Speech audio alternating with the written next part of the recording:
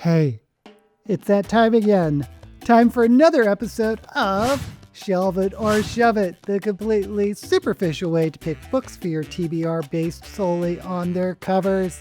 I am your hostess, Daisy X Machina, the drag queen detective who investigates all things speculative in science fiction, fantasy, and horror.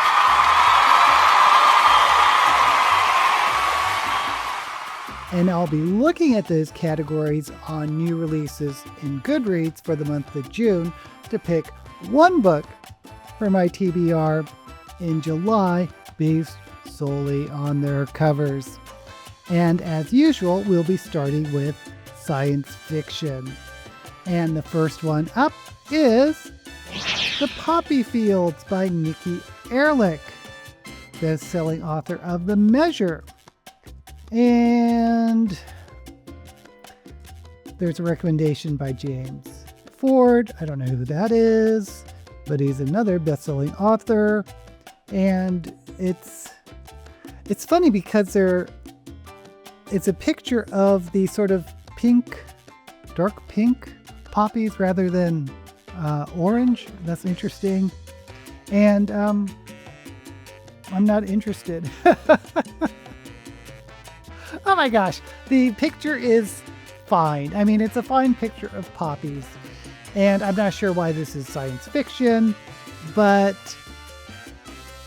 I don't know. I'm just not interested in this, so I'm going to have to shove it. Next up is The Compound by Aisling Raleigh. I'm probably mispronouncing that name, but this cover is horrible. This is science fiction. How is it science fiction? It looks like a romance cover, doesn't it? That has that cartoony illustration that's popular in romance right now. A couple in a pool looking at a desert, and it looks like there's a fire on the dunes. So I don't know how this is science fiction, and I don't really care because this cover is turning me off. So I'm going to have to, of course, shove it. Next up is Unworld by Jason Green. What is it with the science fiction covers this month? It looks like a static snowstorm, maybe. I don't know. There's two little figures in it. It has this weird sort of ombre from pink to blue to green on the text. I don't know why. I don't know what's going on with this cover. I do not like it. I'm going to shove it. The Unmapping by Denise Robbins. So if that has anything to do with the Unworld, I don't know, probably not. I like this from sort of a graphic design angle. I like sort of these color blocks, and actually I like the illustrative qualities quite a lot. But it's not really telling me anything about what the story could be about. Maybe it's enough to make me read the blurb, but we're not reading blurbs on Shelve It or Shove It. So unfortunately, I'm going to have to shove it. And finally, in science fiction, Of Monsters and Mainframes by Barbara Truelove. I love this cover. I love sort of that 60s psychedelic look with the 3D print. And there's a spaceship that says a novel on it. That's kind of cute. And this mouth, these teeth, looks like monster teeth of Monsters and Mainframes. I'm not quite sure what it could be about because there is a spaceship. At first I was thinking sort of like virtual reality where there's monsters in the computer system, but there's a spaceship. But I love this cover. I'm going to have to shelve it. And now we move on to fantasy. And first up is one of my favorite authors, Bury Our Bones in the Midnight Soil by V.E. Schwab. I am a big fan of V.E. Schwab. The Invisible Life of Addie LaRue, I think, was my top pick of that year. And I wish there was something that I could hang my coat on to pick this cover because I like this author so much, but I don't like this cover.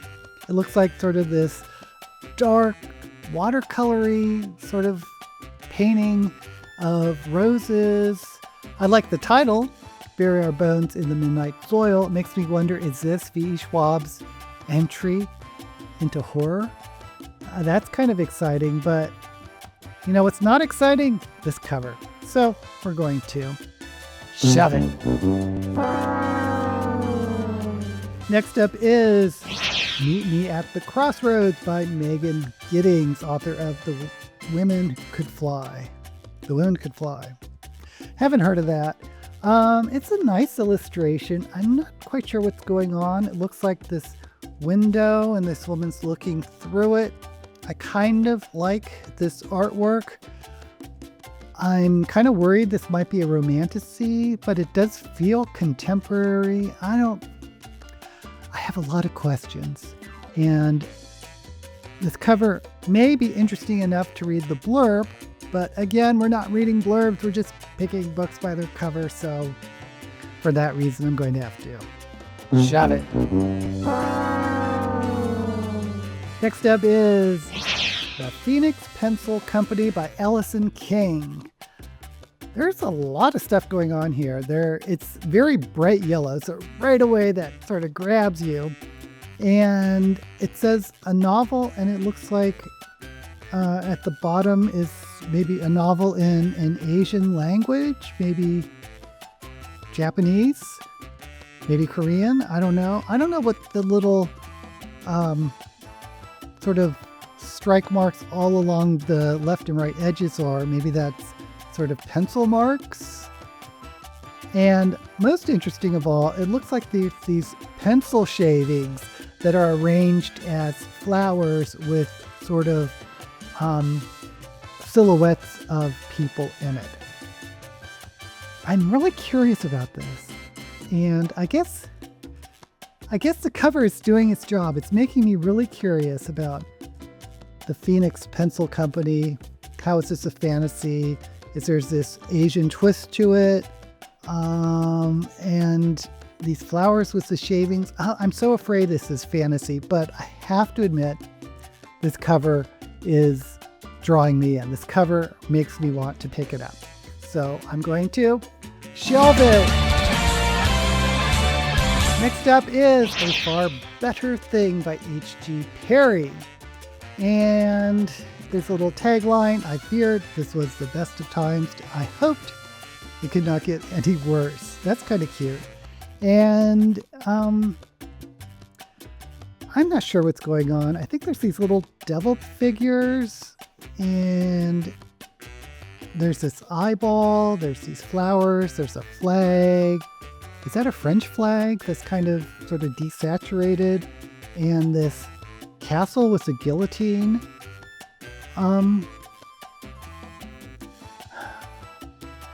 It's intriguing, but it's not enough to make me want to pick it up. I think I'm going to have to shove it. And finally, in fantasy, This Princess Kills Monsters by Rye Herman. The Misadventures of a Fairy Tale Stepsister. Okay, so I'm immediately drawn to the title. This is one of those titles that really pops out and hits you. The Princess Kills Monsters. And we have this sort of bright, colorful illustration. And there's monsters on a bridge. And I guess that's the princess sort of at the bridge saying, "You shall not pass," or whatever. I don't know what's going on there, except it looks exciting. And there's a dragon, there's a castle. I love this. And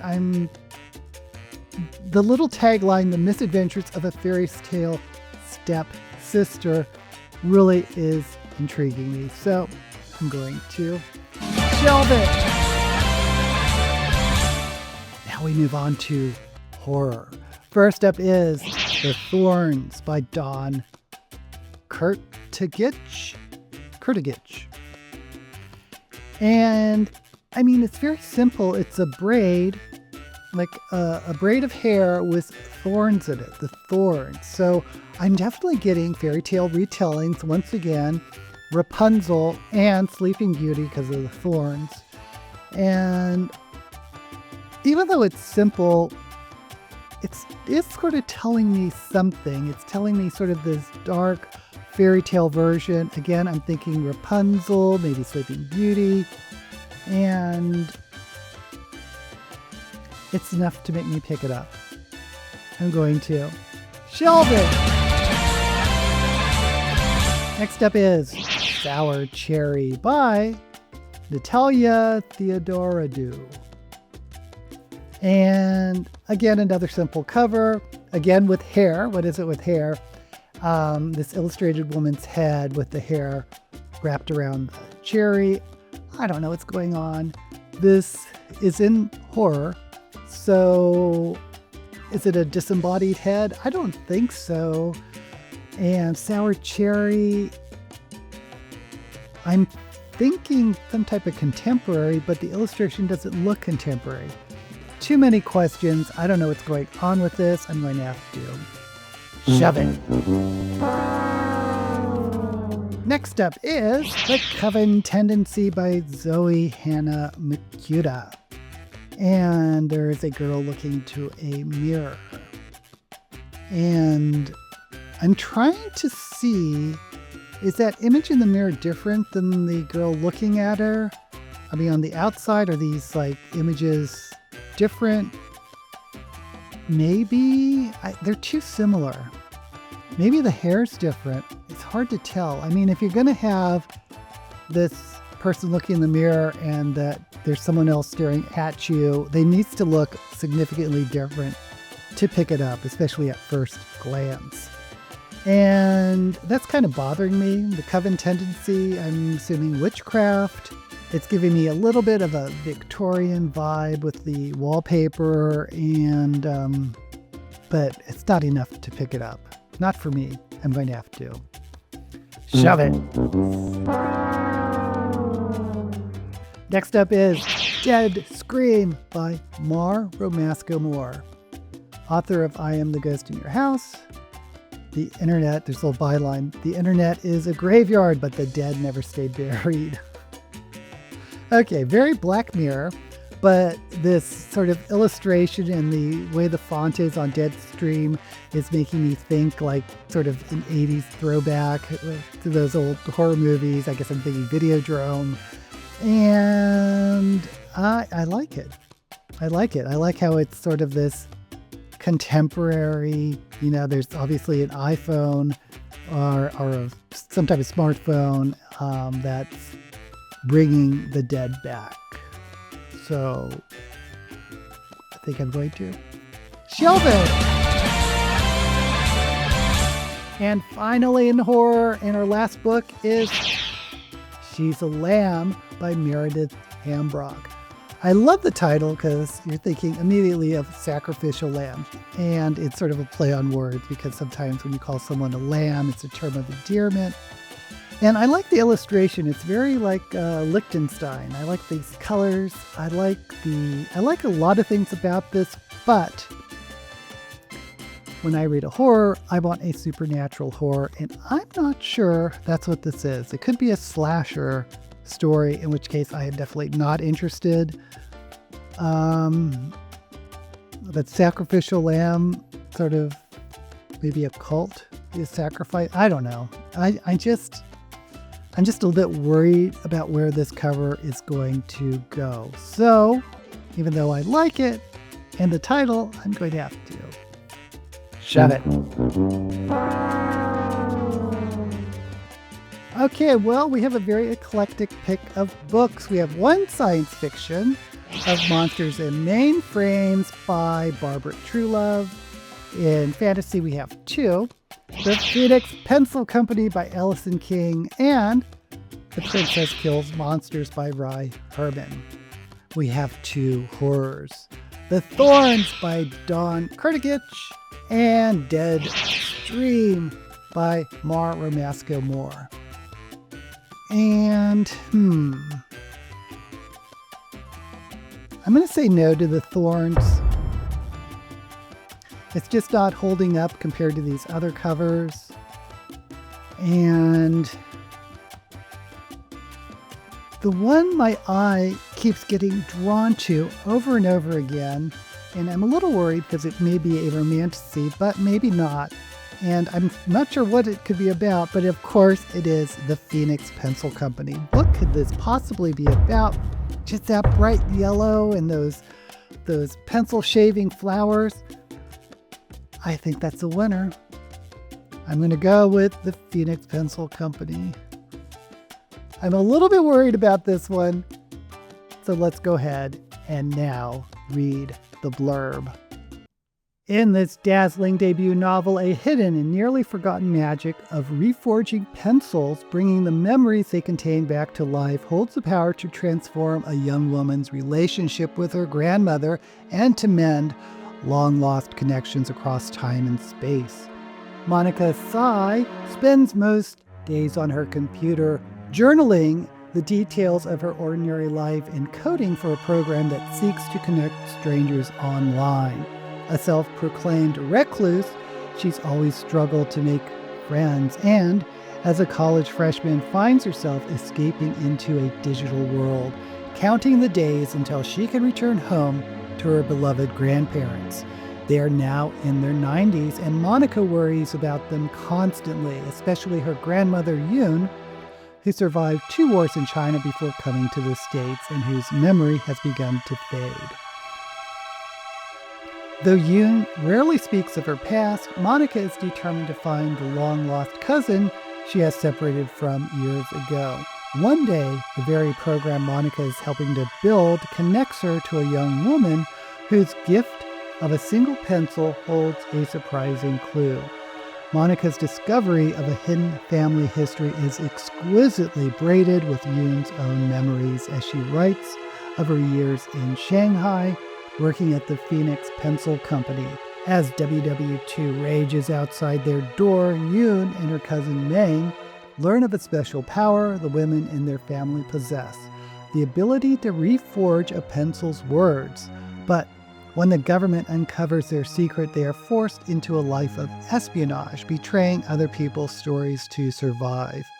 Combining the cross-generational family saga and epistolary form of a tale for the time being with the uplifting emotional magic of the Midnight Library, Allison King's stunning debut novel asks, who owns and inherits our stories? The answers and secrets that surface on the page may have the unerasable power to reconnect a family and restore a legacy. Okay, I am super excited about this. It's a debut novel. You know, I love finding debut authors. It's not a romantasy at all. And it has this magic I've never heard of before, reforging pencils, bringing memories back, recreating the words. It also says epistolary, so I'm sure the pencils are going to write, you know, maybe in a diary form or something. And I am very interested in this. Okay, I'm very excited about this pick, but I want to know what books you would have picked based solely on their covers. Let me know down in the comments, and while you're there, don't forget to like this video and subscribe to my channel. Until we meet again, may all the books you read be blessed.